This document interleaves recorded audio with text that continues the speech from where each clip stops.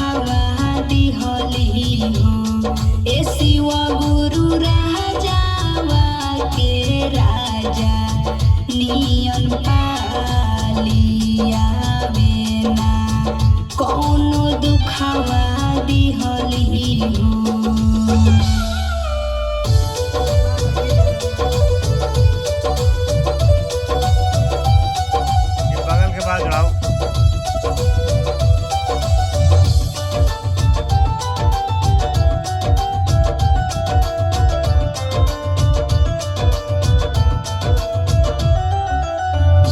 जब बेटा भइले से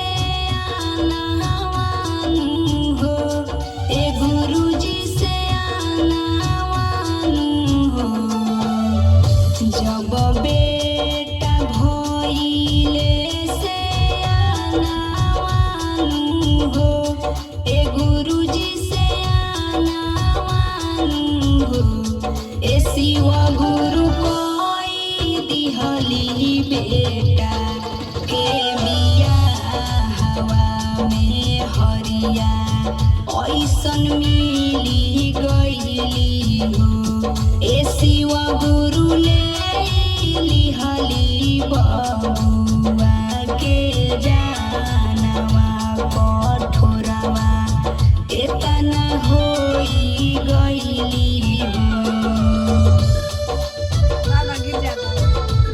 अब के टेक बार खोल के दे दियो, बार खोल दियो की हाँ जरा नीचे गए दियो। साड़ी चेंज हुए, साड़ी चेंज हुई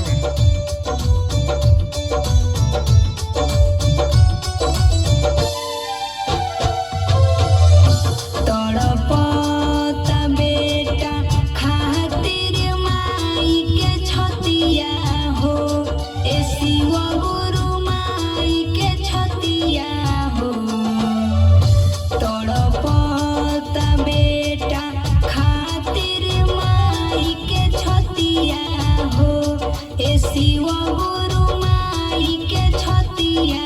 हो ए शिव गुरु बहु न बुझी है माई के दरदिया की बेटा में परनवा बसे हो ए शिव गुरु में हरि न बुझी है माई के दरदिया बेटा में ई परनवा बसे हो। हरवा सड़ी का हरवा सड़ी कुछ का है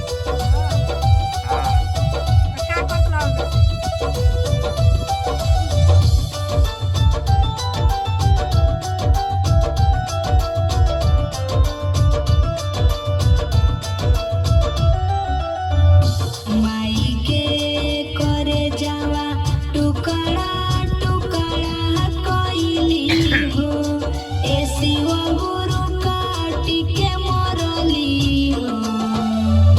माई के करे जावा टुकड़ा टुकड़ा कइली हो ए शिव गुरु काटी के मरली हो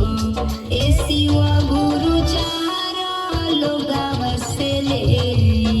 लिहली जानवा पारनवा निरदय से लिहली हो ए शिव गुरु चार लोगाव से ले लिहली जानवा